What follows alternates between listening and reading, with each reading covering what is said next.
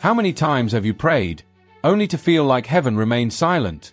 How many moments have you longed for a sign, and all you were met with was a quiet stillness? It's in these moments that many feel the urge to give up, because silence can feel like being forgotten. But what if that silence is actually the waiting room for extraordinary miracles? Think of Joseph, the son of Jacob, betrayed by his own brothers, sold into slavery, falsely accused and thrown into prison. It was a long stretch of 13 years before he rose to become a ruler in Egypt. 13 years in which, to the human eye, it looked as though God had turned his face away. But that silence was not neglect. It was refinement. God wasn't absent. He was preparing something greater in the unseen. And maybe, just maybe, this is exactly what's happening in your life right now. Perhaps the quiet around you isn't a void, but a sacred preparation. Maybe what feels like delay is simply God holding back what you are not yet ready to receive. The waiting is painful, no doubt. But if you give up now, you may never step into the purpose that was written just for you. Pause for a moment and reflect. Have you ever felt as though you were being bypassed? That life was moving for everyone else, while you stood still. But what if that pause is a form of protection? What if the closed doors are God's way of guiding you away from harm and towards something far better? Here's a challenge for you.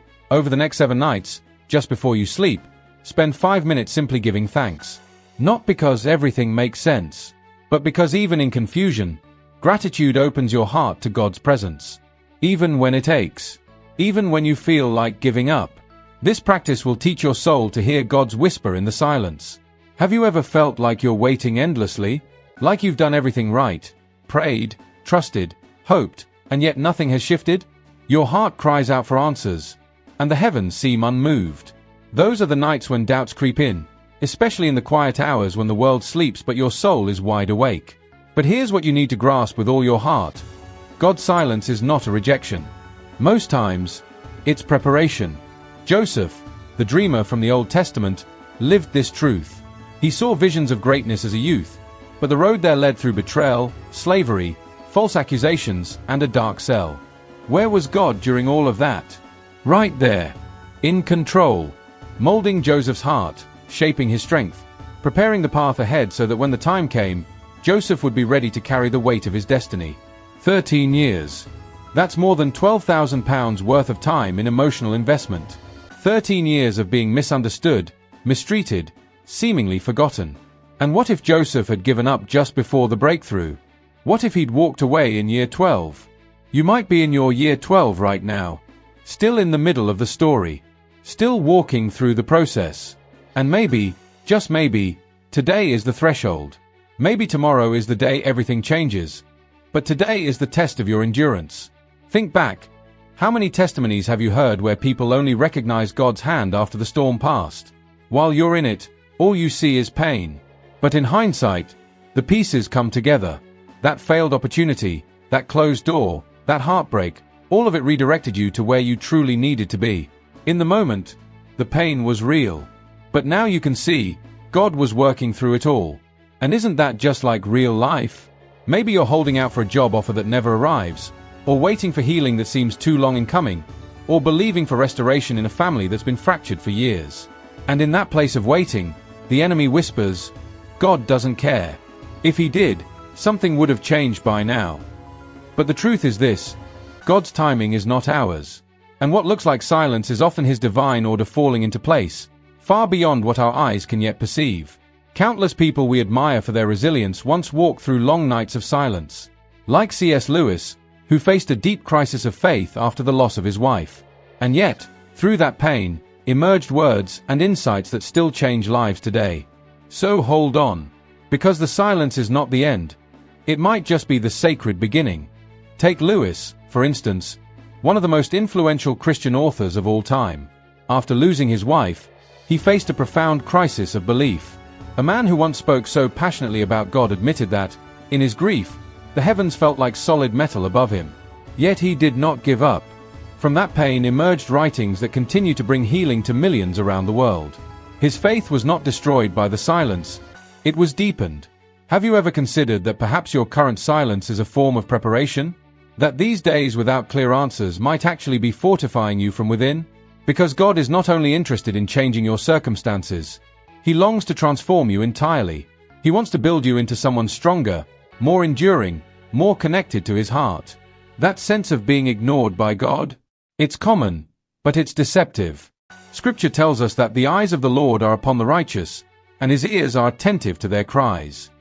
He hears you, even when all you can do is weep, even when the words won't come, and your prayers are reduced to sighs. He hears you, and he is moving on your behalf, even if nothing seems to be shifting on the outside. And while you wait, you can grow. You can choose to use this time to let your roots go deeper, like a tree in a season of drought. Immerse yourself in his word. Feed your spirit with his presence. Guard your heart, because what he has prepared for you is not something small.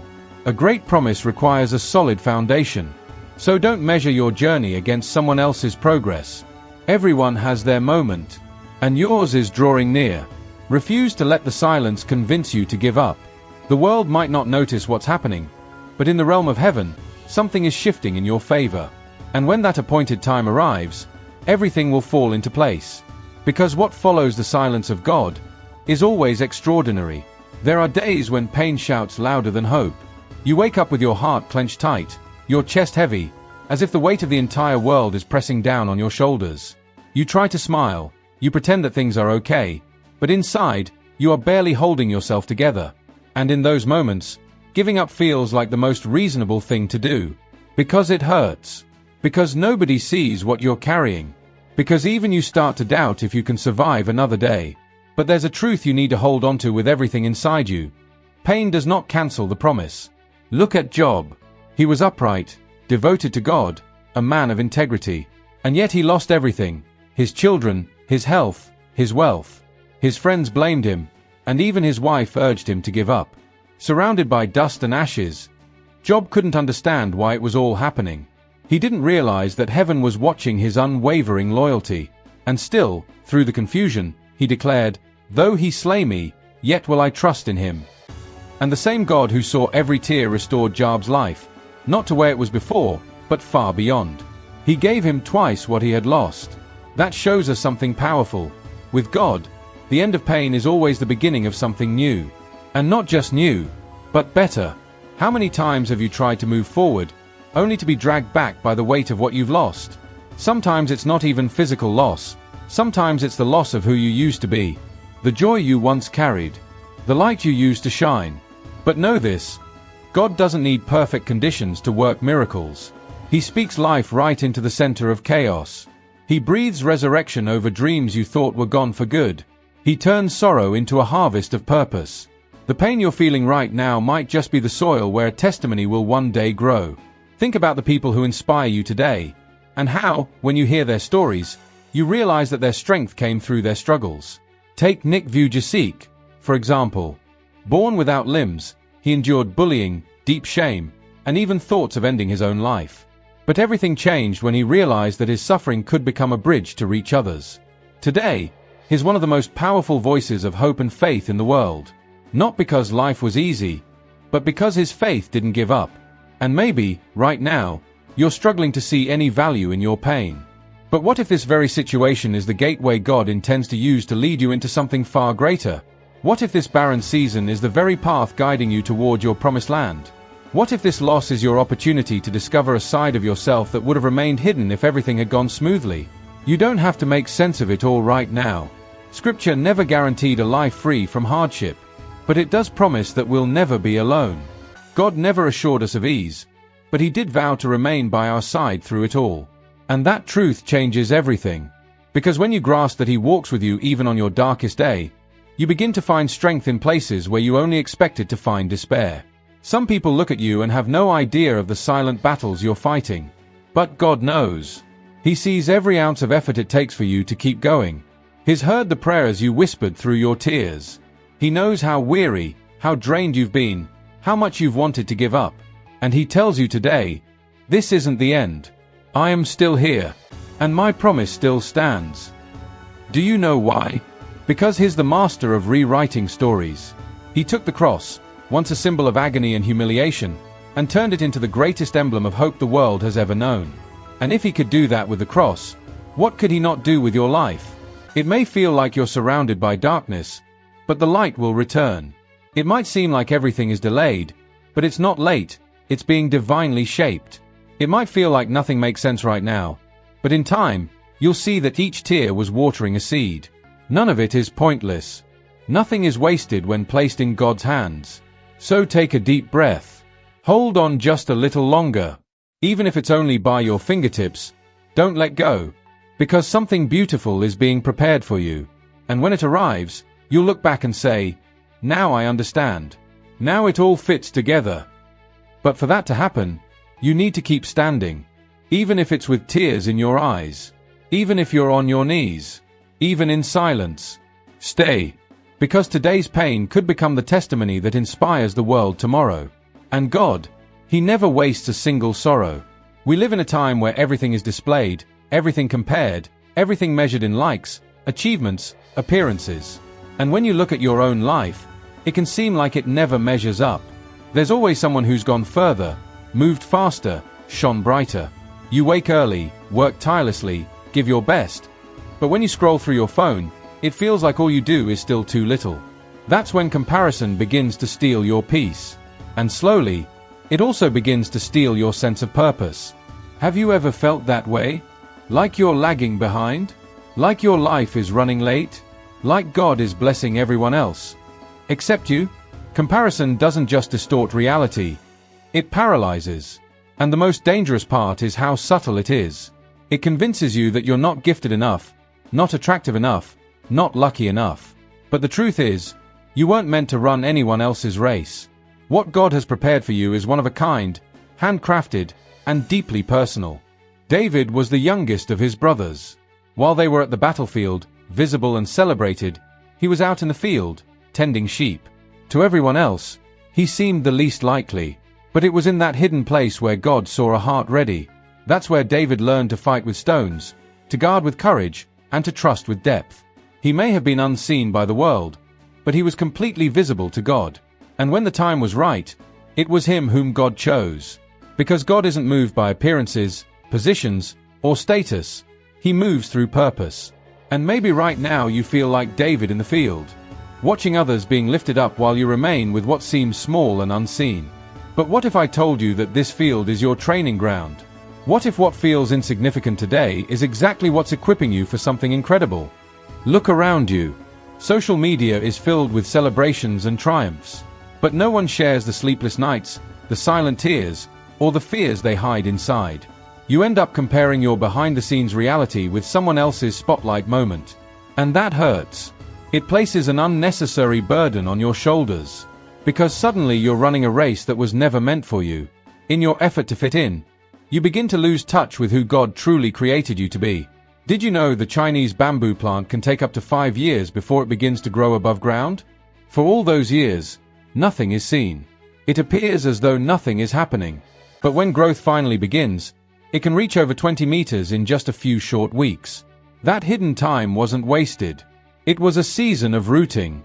A time for laying a foundation. A phase of preparation. Maybe that's where you are right now. A season of hidden growth. What feels like delay might actually be depth.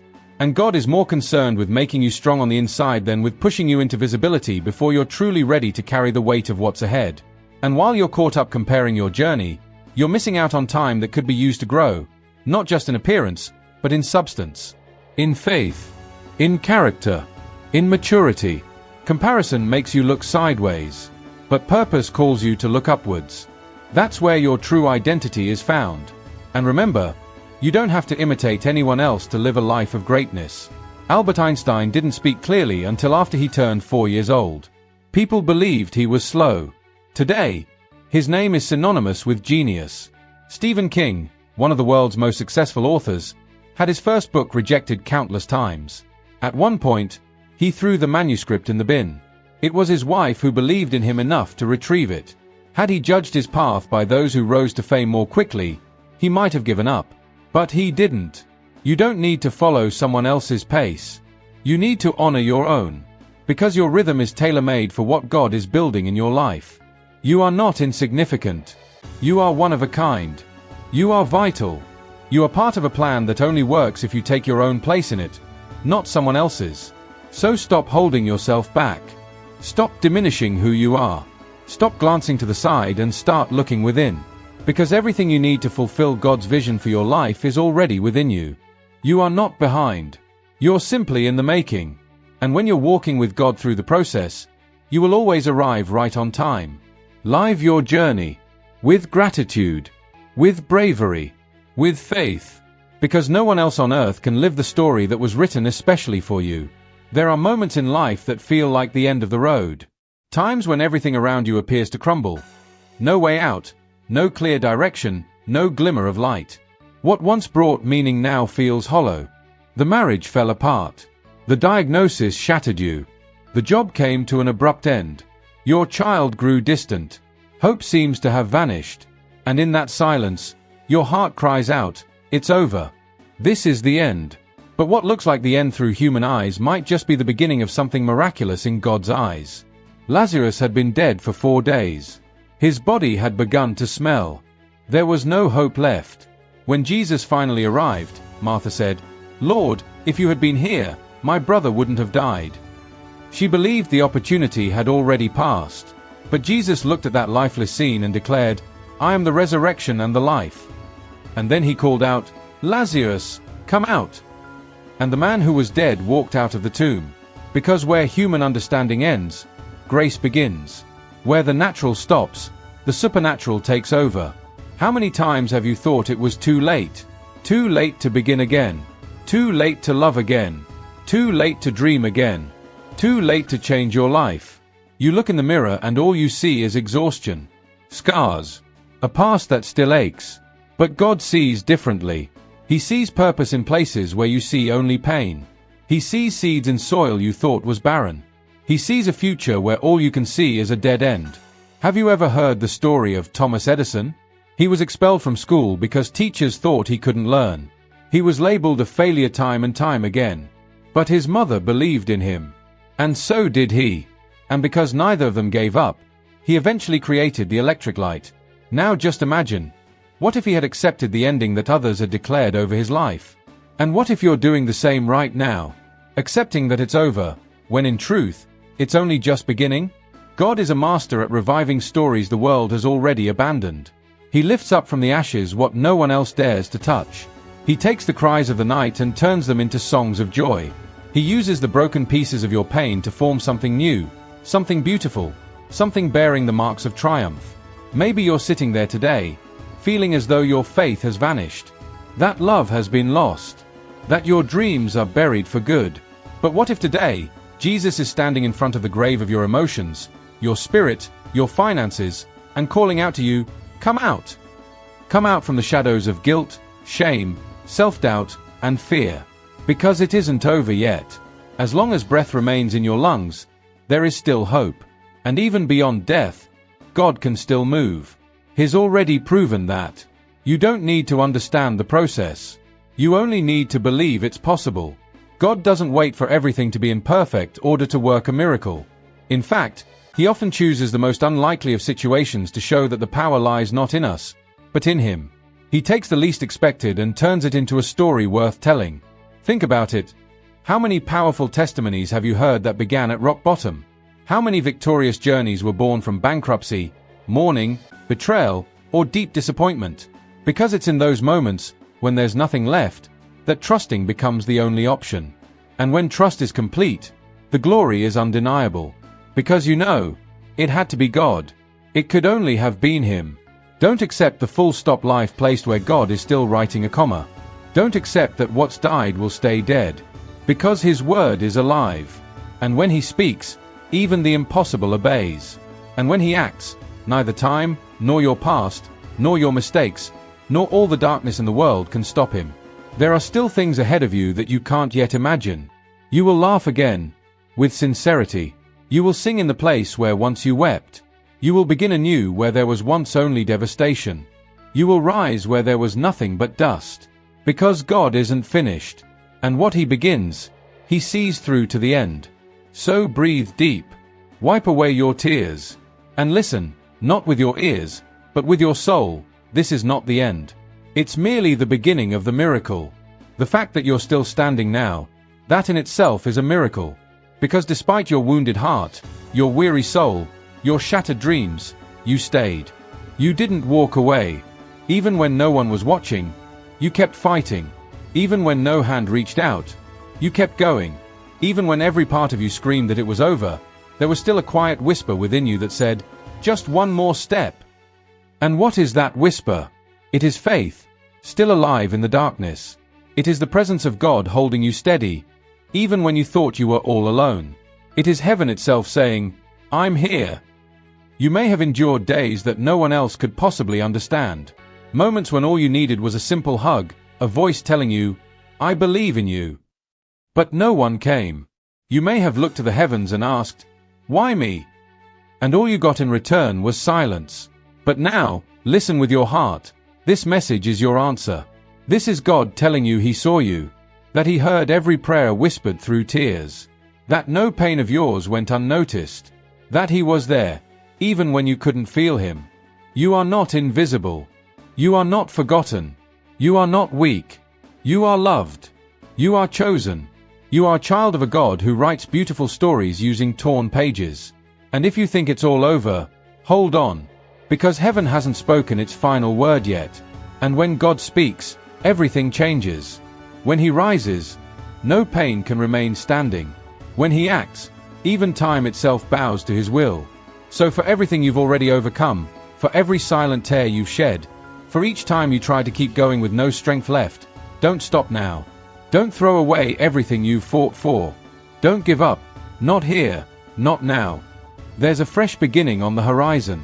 A brand new chapter is unfolding.